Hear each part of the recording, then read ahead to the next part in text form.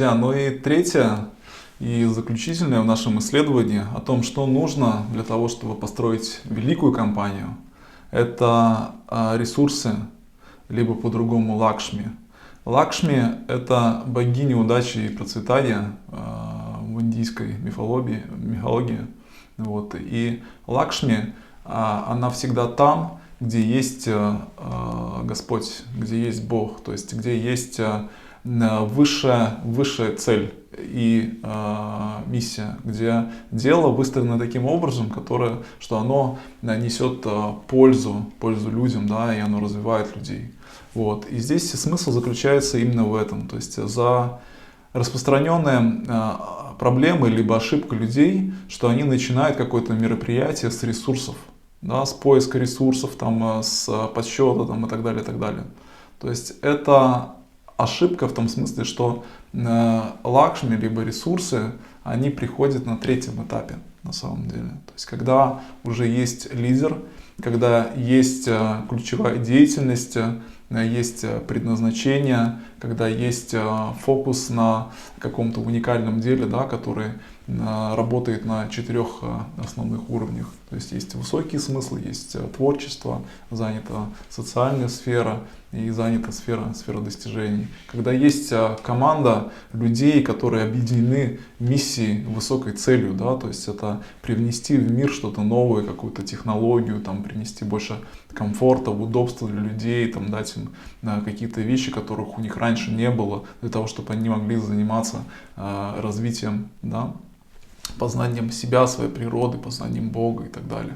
Вот этих вот высокие вот эти уровни. Вот. И когда все это есть лидер, есть команда, они заняты по природе, они развивают свои таланты, они готовы вкладывать все усилия в этот проект, то тогда ресурсы, они приходят, либо Лакшми, они приходят сами собой, потому что они привлекаются, как бы, то есть вот этой вот хорошей, скажем так, компанией. Вот, и, ну, то есть, простой пример, как бы, да, представьте, что вы инвестор, да, и к вам приходит человек, да, и он дает там идеальный там бизнес-план, да, то есть там все рассчитано, там все классно, да, ну, когда вы его спрашиваете, а вообще, как бы, ты сам, ты чем занимаешься, как бы, каковы твои ценности в жизни, и вы узнаете, как бы, что это там пьянчушка, как бы, то есть он там шарахается по игорным заведениям, как бы, то есть у него нет семьи, то есть у него там в каждом городе полюбовница, и так далее, и так далее. У него нет команды, как бы, у него нет никаких отношений. Вот такому человеку вы доверили бы свои деньги? Ну, конечно же, нет. И когда приходит человек, как бы, то есть, который горит своим делом, да, который знает до нюансов вот это вот кшетру, ключевое поле деятельности, у которого есть команда, у которого выстроено колесо баланса, который занят по своей природе, по предназначению, который весь опыт его прошлый говорит о том, что он занимается своим делом. Да, у него есть команда, есть связи социальные, да, тех людей, которые ему уже доверились, которые ему уже верят, да, то такому человеку будет поверить достаточно сложно, достаточно легко, даже если у него нет какого-то там супер экономического расчета, да, но тем не менее, как бы, то есть мы будем склонны ему, в принципе, уже изначально нас там в первом этапе доверять. Вот, и таким образом ресурсы, то есть в 2 словах, может быть, пример также вот из книги Джима Коллинза, кстати, по поводу ресурсов, да, с этим немножко попозже.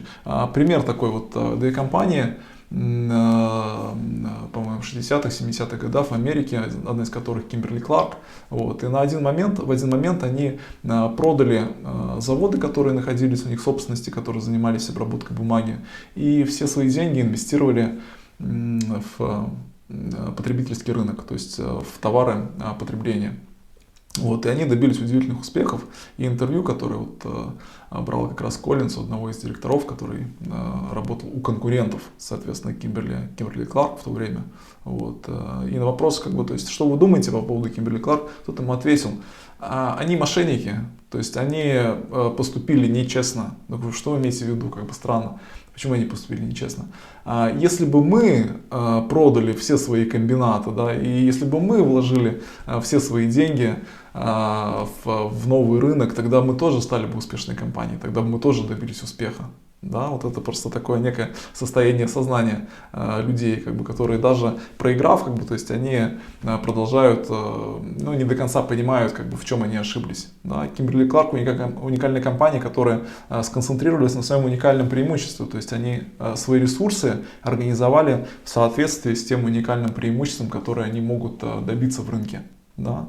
Вот. Это такая вот немножечко история поучительная. Соответственно, когда у нас есть лидер, есть команда, есть ключевая деятельность, и есть уникальное преимущество, тогда ресурсы мы не разбазариваем в разные стороны, мы эти ресурсы консолидируем и вкладываем очень узко, очень точечно, с вот этим вот лазерным фокусом. Ресурсы, причем самые разные. Время на там, каком-то заседании, на встречах, там, время телефонных звонков — это же тоже ресурсы. То есть ресурсы могут быть как материальные, к которым относятся деньги, недвижимость, основные средства, акции, облигации и так далее. Также и нематериальные, к нематериальным могут относиться время, информация, опыт, навыки, способности, вдохновение, природные способности, таланты людей, которые у вас работают и так далее, и так далее. Вот. И поэтому очень важно вот эти ресурсы, их сфокусировать и направить точечный фокус внимания на инвестирование на те проекты, которые осуществляются в соответствии с вашим уникальным преимуществом. И как Kimberly-Clark продали бизнес, который был непрофильный, да, то есть который оказался непрофильный. Раньше он был профильный, как бы это был номер один, но они сделали вот этот вот переход, заложили фундамент для перехода от хорошей компании к великой, нашли уникальные преимущества, и что они сделали после этого? Они сфокусировали все свои усилия, финансовые в том числе, все свои ресурсы именно на этом направлении. Вот. И здесь очень важна, конечно, вот эта фокусировка и разработка очень явных критериев успеха того, чего вы делаете. То есть, если у вас есть уникальное преимущество, вы, во-первых, вкладываете все деньги туда, а во-вторых, вы создаете критерии успеха. То есть вы берете планы какие-то, эти планы ставите на год, на долгосрок. Эти планы уже не меняются. А тот успех, который вы добиваетесь по этим планам, вы меряете не с тем, что было в прошлом году, да, а с тем, что было запланировано. Да, то есть, потому что велик риск всегда делать некие спекуляции. Особенно если компания хочет расти в 2-3 раза, да, допустим, был план вырасти в 3 раза, да, а компания выросла в 2. Да, ну и всегда есть соблазн, как бы сказать, ну в любом случае мы же выросли в 2 раза, это же классно, это же мы сделали даже больше. Но если цель была расти в 3, и для этого были все основания, и были ресурсы, и были возможности, то нужно работать вот над вот этими вот недостающими вещами, как бы, и очень четко себя давать отчет, и честно себя сравнивать с тем, на что целились и к чему в конечном итоге пришли. Вот. И в данном случае вот в книге «От хорошего к великому» у Коллинза есть тоже следующий ключ, который он дает, это культура дисциплины.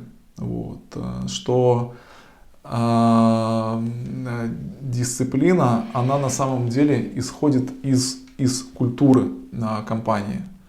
Вот, потому что есть одна сложность, и вот есть такое тоже высказывание Виктора Франкла, что есть свобода, да, в Америке памятник свободе, а на противоположном берегу хорошо бы поставить еще памятник ответственности. Вот, и это порядок и фокус в ресурсах, как бы он зависит как раз, то есть вот именно от ответственности людей, которые у вас работают.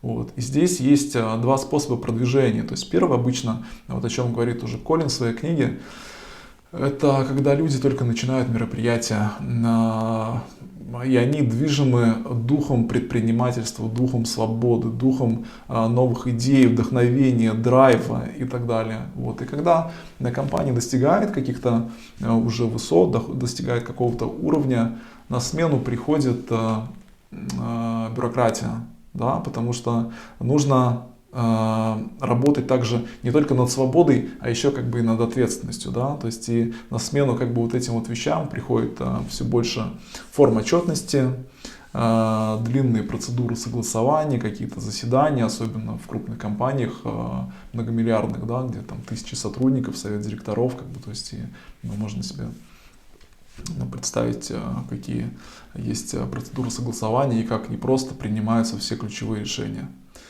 Вот, и также процедуры предписания. Вот, но ключ здесь заключается в том, что ответственность вот этого, да, можно насаживать искусственным путем, да, через вот эти вот формуляры.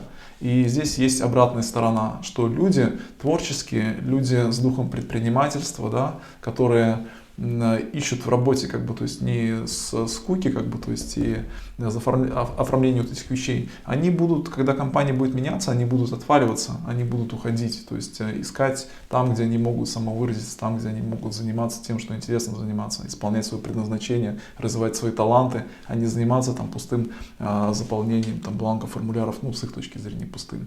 Вот, и таким образом, как бы, вот эта вот искусственность в создании ответственности в компании, да, по сути, это ответственность, вот это вот способ формальный, как бы, да, организовать работу, он работает, он нужен для людей, как бы, которые заняты не по своей природе, которые не синхронизированы с компанией, вот так вот можно сказать, да, которые не знают, чем им заниматься. Вот таких людей нужно как бы ограничивать, их выписывать то, что им нужно сделать, потому что они находятся вне культуры компании, они не разделяют ценности, у них нету драйва, их нужно заставлять работать, да, то есть они не самостоятельные, не самомотивирующиеся. А когда у вас есть другой способ, когда у вас есть правильные люди, да, которые вот, как во втором пункте мы говорили, про кшетру и про команду, то есть когда люди заняты по своему предназначению, по своей природе, да, то есть когда они реализуют дело своей жизни, развивают свои таланты, не работают не за деньги, когда у этих людей общие ценности, да, они на уровне подсознания просто как бы чувствуют, что можно делать в компании, что нельзя, у них есть природные чувства этики и так далее, то тогда вот эти вот искусственные вещи, они теряют свой смысл. И людей не так сложно становится, ну, в принципе, организовать. То есть компания, она не теряет дух предпринимательства, она продолжает развиваться, как бы быть вот, ну, такой вот одухотворенной, даже имея миллиардные обороты, там, и тысячи сотрудников. И, соответственно, использование ресурсов, о которых мы сейчас и говорим, оно происходит естественным образом. То есть оно не нужно, как бы, то есть, ну, вот пример просто, да, там, бланк отчетности там какого-то вашего продавца, да, у которого есть широкая автономия, да, который встречается с большим количеством людей, вот, и, ну, потенциальных клиентов, и у него есть право там тратить деньги компании, да, на представительские расходы, вот. И есть два способа его контролировать. То есть первое — это обложить его вот этими документами, там, чеками там, и так далее. Понятно, чеки нужны, мы все в законодательстве живем, нашем российском, нашей специфике. Вот. Но можно ему доверять, а можно ему не доверять. Как бы, то есть, и вот эти вот бланки и формуляры как бы, там, бесконечные вводить.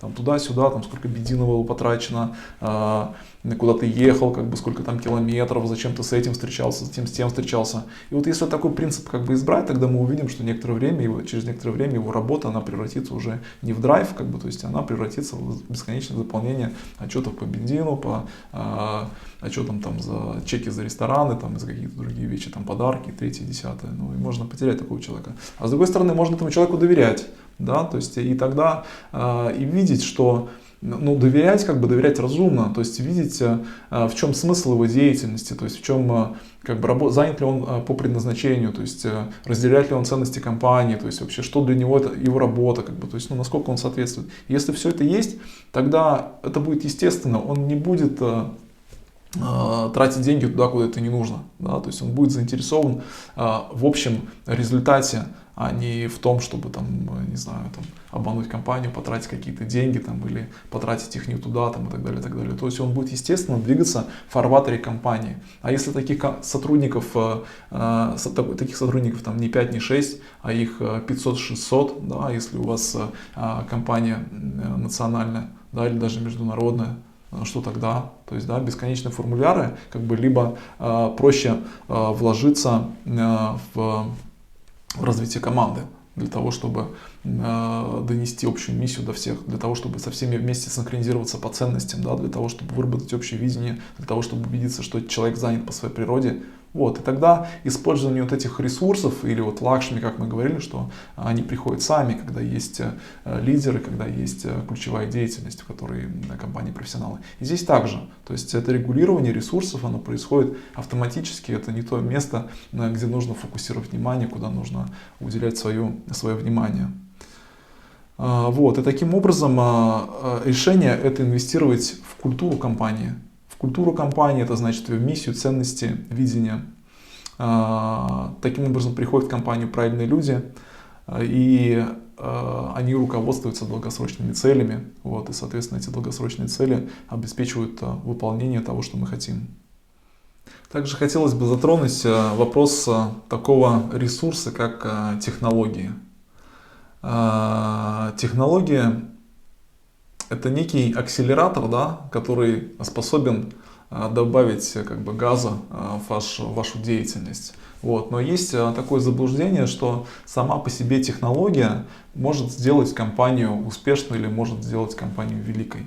Вот. И очень интересно, что как Джим Коллинс на основании своего исследования вот этого, да, то есть исследования вот этих 11 великих компаний, которые 15 лет подряд росли в 3 раза больше, чем рынок. Да, это не могло произойти случайно, вот этих принципов, которые они использовали в своей работе. Вот. Каким образом он развеивает этот миф. Вот. И мне понравилось изречение, как раз я приведу сейчас пример, вот, и изречение к этому примеру такой, как бы лозунг, что некоторые скорее умрут, чем начнут думать, а многие так и делают. Вот. И это очень, очень интересно в свете вот как раз примера двух компаний, Walgreens и Drugstore.com, которые рассматриваются в книге «От хорошего к великому». Вот. И вот эта вот история, она как раз была на волне 90-х, начала 2000-х годов, вот, когда был бум доткомов, да, бум интернет-технологий в Соединенных Штатах Америки. Вот, мы помним, что он раздулся в одно время, а потом так же, как раздулся, так же и сдулся. Вот, и очень интересно, что в один момент появилась такая компания Drugstore.com, вот, которая, разместив свои акции за буквально месяц, привлекла порядка 3,6 миллиардов долларов. Вот. Причем на тот момент, к этому моменту размещения как бы вот этих вот акций на фондовом рынке, у них было меньше 500 человек, вот, они работали меньше 9 месяцев. Вот, и при всем при этом они рассчитывали в первые годы потерять миллионы, прежде чем они просто выйдут на норму безубыточности. Вот. Но то, чем они обладали, как бы они обладали технологией, как бы у них было понимание, был опыт создания интернет-бизнеса. Вот она и называлась, соответственно, Drugstore.com, Drug это лекарство, Com, соответственно, ну, это одна из комовских компаний, да, как Google.com, там, Yahoo.com там, и так далее. Вот они в то время тоже все очень сильно поднялись. Вот.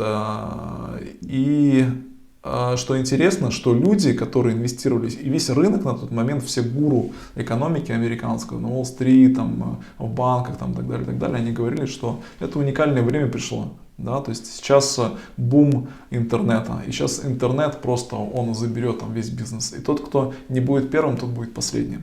И вот под влиянием вот этой вот моды, так скажем, да, или вот этого веяние вот этого краткосрочного видения, люди побежали, различные инвесторы, скупать как бы все акции вот этих вот компаний. Вот. И это просто удивительно. Да? Вот, кстати, да, для тех людей, кто не хочет думать, не хочет научиться думать, что он скорее умрет, да, и многие так и делают. Вот здесь речь об этом же. Вот. И на тот момент как раз их основным, скажем так, оппонентом вот этой компании Drugstore.com была компания Walgreens. О ней мы говорили во втором видео, когда говорили про Кшетру и про ключевую деятельность. Вот. И я напомню, Walgreens это сеть аптек из 9,5 тысяч аптек по всем штатам, самая крупная на тот момент в Америке. Вот. И под влиянием как бы вот того, что произошло с Drugstore.com, их акции в тот же день они обвалились на 40%. То есть буквально за несколько дней по расчетам, там, исходя из своей капитализации на тот момент, Walgreens потеряли порядка 15 миллиардов долларов. Можете себе представить? Как бы вот обратная сторона вот этих вот спекуляций. Но надо дать должное компании Walgreens, менеджменту, который не побежал срочно продавать бизнес или срочно скупать как бы какие-то интернет-магазины, как бы, то есть, или делать какие-то другие опрометчивые деятельности, каким-то publicity, как-то попытаться вернуть инвесторов. Нет, они сделали все очень просто. То есть их SEO, лидер компании, президент, как бы сказал, что наша стратегия, она как была, так и осталась. То есть как мы были привержены, как у нас было уникальное преимущество, да, то есть как был фокус на удобстве, также этот фокус и остается. И что они начали делать, не поддаваясь вот этой вот краткосрочной паники, краткосрочным как бы вот этим вот целям. Помните, я тоже в первом или втором видео, я не помню, рассказывал про лоха и человека, у которого все уложено по полочкам, да, то есть лоха, как бы у него лохань, палки торчат в разные стороны, за любой потяни, и ты утащишь его куда угодно. И вот если бы миропонимание, мироустроение, если бы Walgreens были лохом, как бы тогда бы их утянуло, да, они бы начали инвестировать, покупать какие-то компании левые, как бы, да, то есть потеряли бы на этом тоже кучу денег, но ситуацию бы не спасли. Нет, а у них было все уложено. И вот именно к этому я и призываю, то, о чем мы говорили. Есть уникальные преимущества, есть команды, которые заняты по своему предназначению, есть лидеры, вот, они четко видят, как бы, в чем их долгосрочная стратегия, и они к ней идут. И что они сделали? То есть первое, они сказали первое, да, что наша стратегия, что мы развиваемся постепенно. То есть первое мы ползем, потом мы идем, а потом мы бежим. Вот. И первое, что они сделали, это купили... Нет, не купили, они просто начали медленно заниматься развитием своего собственного сайта. Вот, то есть они начали вводить как бы возможность заказа на сайте, то есть начали экспериментировать с сайтом. Следующее, после вот этих вот экспериментов с сайтом, они ввели форму забора заказа в аптеке. То есть ты размещаешь заказ на сайте, да, и имея такую огромную сеть аптек, ты можешь приехать в любую аптеку там, и по номеру, да, как сейчас это работает с доставкой, там, по номеру заказа, соответственно, тебе не нужно ждать, твой заказ уже собран, тебе моментально, соответственно, твой заказ выдают. Либо на этой же волне они ввели доставку как ответ, как бы, то есть на вот эти события. И третьим шагом здесь, соответственно, было это уже полное изменение структуры самого сайта компании и полностью переоснащение логистики, закупок, коммуникации между аптеками. Да? То есть у них там на один момент как бы были такие некие предписания, что если тебе в одном районе выписали лекарство, то ты только в этом и можешь купить, да? То есть ты привязан к одной аптеке. Вот они все это отменили, они все это проработали и связали вообще все эти аптеки в единую структуру, в единую сеть вот этих вот аптек, то есть они посредством интернета как бы можно было смотреть все склады, стоки, как бы, то есть все это пополнение, то есть они были самыми первыми, кто это реализовал на высоком уровне. Вот. А что произошло с Drugstore? То есть Drugstore уже буквально через год они потеряли вот это преимущество лидера, ну, вот этого интернет-лидера. Вот. Их стоимость акции рухнула, уменьшилась в 26 раз. В 26 раз, можете себе представить, там, буквально через год-полтора. То есть год-полтора, которые потребовались Walgreens для того, чтобы медленно и плавно все это ввести. Компании, которые и людям, инвесторам, которые рассчитывали чисто на технологию, без вот этой вот концепции ЖА, либо концепции уникального преимущества и команды, которая занимается по предназначению, делает дело, которое они делают лучше всех. Вот. Те, кто положился просто на технологию, они просто прогорели. Потому что технология сама по себе без компании, без людей, которые в состоянии ее адаптировать и принести в рынок, причем привнести в конкретный рынок, как бы к людям, конечным потребителям, которые обладают определенным набором запросов. Да, то есть если нет понимания, каким образом как бы это можно доставить, какие запросы, как это можно доставить, как это можно построить, нет вот этого вот опыта, то тогда никакая технология, она в принципе не поможет. То есть и вывод, который можно из этого сделать, опять же, что технология без кшетры, без уникального преимущества компании, без команды, которая работает по предназначению, по миссии, делает ключевую деятельность, которую они делают лучше всех, она ничего не стоит. Ну вот, и в то же время, когда есть команда, есть вот эта вот структура, тогда любую технологию можно всегда адаптировать достаточно быстро. Год-два, как бы, то есть и любой тренд, как бы, то есть если он рабочий, его можно внедрить. Вот. Следующий пункт, о котором я хотел бы здесь поговорить, то есть это тоже ключ, который дает Коллинз, и он говорит про маховик, и он называется маховик и порочный круг. Вот. Этот пункт, он также о ресурсах, о том, каким образом происходит возврат этих ресурсов. Да, то есть вложение ресурсов и возврат этих ресурсов. И есть очень много заблуждений, да, то есть или много неправильных концепций, неправильного понимания. То есть когда люди инвестируют деньги сегодня и хотят уже завтра, да, то есть получить большую прибыль. Да. Вот. Но на самом деле как бы такого плана инвестиции это не о бизнесе, то есть это больше рулетка. Да, то есть когда ты сидишь на графиках, да, и играешь на акциях. То есть это никакого отношения к бизнесу в принципе не имеет. Таким же успехом можно пойти в казино. Разница на самом деле небольшая. Вот если мы говорим о бизнесе, то надо понимать, что есть 4 времени года. Есть зима, это время готовиться, это время осознаний, то есть это время идей, то есть того, там, что я буду сеять, да, как это нужно посадить, как это нужно организовать, как я все это буду потом собирать. И это зима. Есть весна, когда мы сажаем эту идею, да, либо испытываем что-то новое. Есть лето, вот, когда есть основная работа, когда мы ухаживаем, когда уже дали всходы растения, мы за ними ухаживаем. И только осенью, соответственно, мы то, что посадили, собираем. Вот. И из примера также от хорошего к великому есть, да, пример про компанию Socket City. Socket City.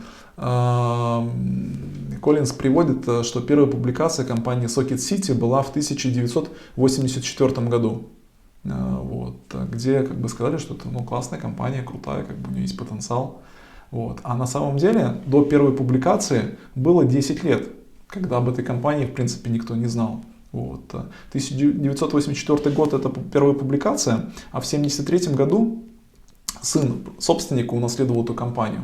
И он унаследовал эту компанию с огромными долгами, вот, с которыми нужно было рассчитываться.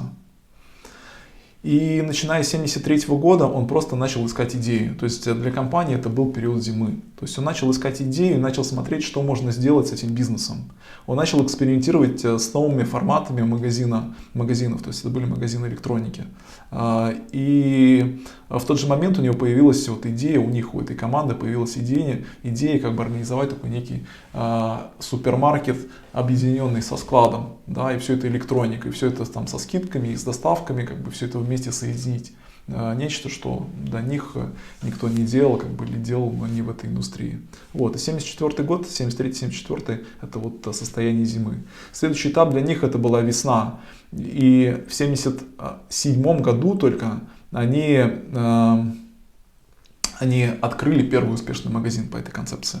Вот, это даже была, это была только весна, то есть это был первый магазин, вот, который был успешным, и на этом моменте они решили, они опробовали эту стратегию и решили как бы дальше по ней идти. И они начали все свои магазины, которые входили в их сеть, потихонечку перестраивать в соответствии с этой концепцией и, покупая новые магазины, соответственно, организовывать их по этому же принципу. Вот. И только к лету 82 года, то есть была зима, я напомню, потом была весна, и вот 82 год, как бы, то есть это такое некое лето, да, то есть все магазины уже были переоборудованы, и они по этой новой стратегии начали плавно и потихонечку работать во всех этих магазинах. Вот. И только после этого, в 1984 году, только появилась вот эта вот первая публикация, где сказали, что это классная компания, и привнесли ее как бы, то есть в число таких неких великих. А до этого не было вообще ни одной публикации, о них никто не знал об этой компании. Вот. И что самое интересное, что начиная и осень для этой компании, она наступила только в 1999 году, время собирать урожай. То есть это фактически через 20 лет, через 25 лет, вот, когда стоимость рентабельности, стоимость прибыльности их акций, она стала в 22 раза выше, чем рентабельность, чем норма прибыльности по акциям таких компаний, как General Electric, Hewlett Packard и Coca-Cola. Вот, в 22 раза. Вот. Это был период осени, как раз период сбора урожая, через 25 лет. И интересно, что до 1984 года это была одна публикация, а в период с 1984, соответственно, то есть до 1999 это было порядка, за следующие 10 лет получается, то есть это было порядка 100 публикаций. То есть и все люди, как бы, то есть все компании, все эксперты, они склонны оценивать бизнес уже на этапе, когда он уже проявился, как бы, то есть он уже раскрутился. То есть вот как с примером вот этого вот маховика у Коллинза, да, представьте себе огромный маховик, чугунный такой, да, и вам нужно его раскручивать. И вы делаете первый круг, еле-еле тянете его, прикладываете все силы, и там через 2 часа вы наконец-то сделали первый оборот. Но после первого оборота у маховика появляется некая инерция, и вам толкать, соответственно, этот маховик намного проще. И каждый следующий шаг, каждый следующий оборот вот этого маховика, он дается все проще и проще и проще. И до того, как он раскрутится, этот маховик, могут пройти годы, могут пройти десятилетия. Но раскрутить этот маховик вот так вот в мгновение ока, как бы, то есть сразу, не получится все равно. То есть нужны вот эти вот годы для того, чтобы его раскручивать, для того, чтобы консолидировать, как бы, то есть вот эту вот команду, вот этот вот образ, вот эту ключевую деятельность, для того, чтобы найти эту концепцию, для того, чтобы найти эту финансовую модель, которая будет монетизировать ваше уникальное преимущество. Нужно его привносить в рынок, нужно пробовать, нужно пробировать, и только после этого компания может стать великой. То есть я не говорю о том, что для этого нужно там 10 лет там, или 20 или 30, это можно делать, конечно, гораздо быстрее, но сам принцип, что не нужно думать, как бы, что все случится завтра, потому что в любом случае есть 4 времени года. То есть и зимой урожай не собирают, или весной урожай не собирают. Вот, и ресурсы, которые вы вкладываете в бизнес, то есть это деньги, либо умственные ресурсы, либо физические усилия, да, то есть в любом случае как бы нужно дать времени этому развиться. Потому что очень многие люди, они не дожидаются этого времени, да, они начинают нервничать. То есть они посадили ростки, и уже весной там, или летом они начинают думать: так, ничего нет, так, нужно что-то делать. Срочно, давай, я сейчас отсюда деньги заберу, буду инвестировать в другой бизнес. Или пойду в третье там мероприятие какое-то, или открою еще что-то. Вот это стратегия недолгосрочная, таким образом в природе не работает, это не происходит таким образом. Вот. А в ресурсах, в возврате ресурсов, это именно нужно понимать вот эти вот 4 времени года, которые соответствуют бизнесу. Великий бизнес, если цель создать великую компанию, дело жизни, да, то это требует времени, конечно.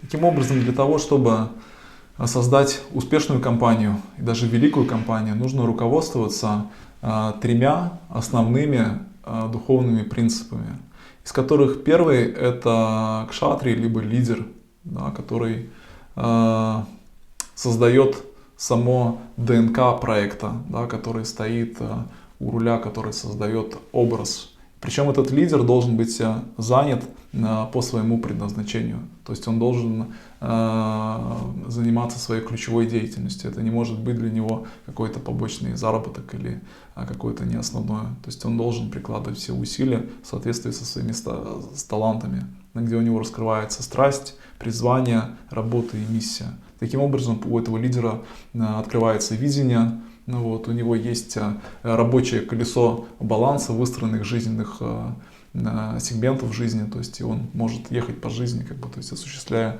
то, что он задумал. И, соответственно, конечно, фокус внимания для лидера — это очень основное. Когда есть предназначение, раскрыто предназначение, когда есть дело жизни, то тогда очень легко направить фокус внимания свой лидерский именно на то, что и даст результаты. Тогда можно откидывать все непрофильное и концентрироваться на самом главном деле жизни, успехе, который это дело принесет. Следующее — это кшетра. Кшетра либо команда с ключевым видом деятельности. Ваше уникальное торговое преимущество, которое включает в себя, выходит из развитой и установленной миссии, ценностей вашей команды, талантов, которые люди привносят в вашу деятельность.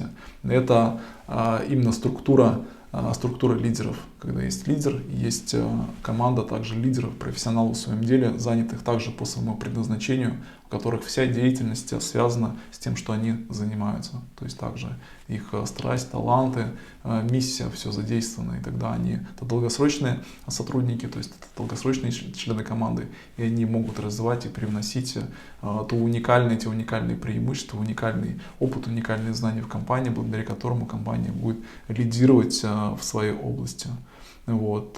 Следующее — это ресурсы.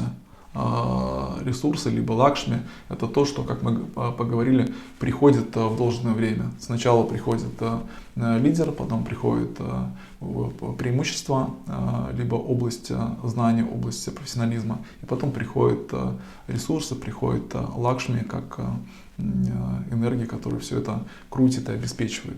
Здесь мы говорили о том, что важны какие ресурсы бывают, о том, что важен фокус внимания, о том, что есть ключевая деятельность для компании, и успешные компании фокусируются именно на ключевой деятельности, не позволяя каким-то непрофильным вещам или влиянием моды, либо каким-то инвестиционным, в кавычках, перспективам, либо еще чему-то, каким-то спекуляциям влиять на долгосрочные видения, на долгосрочный план игры. И следующее, конечно, это технологии, которые без кшетры и без ключевой деятельности ничего не значат. Технологии могут внедрять только долгосрочные успешные компании, обладающие своей кшетрой, своей ключевой деятельностью и командой. И последнее — это было возврат усилий, происходит в свое время. То есть есть зима, есть весна, есть лето, есть осень, время сбора урожая. И лидеру на команде, компании важно понимать, на каком этапе они находятся, для того, чтобы планировать свои усилия и возврат своих средств. На этом спасибо вам большое. Я надеюсь, это видео было интересным. Надеюсь, мне удалось раскрыть его с неожиданной стороны, совместив и духовное видение, духовные части, и новейшие исследования как раз в области бизнеса. Большая благодарность Джиму Коллинсу, который проделал эту работу, потратил на это 5 лет. Я здесь буквально за пару часов на основании его изысканий все это попытался записать. Конечно, предварительно все это проанализировать.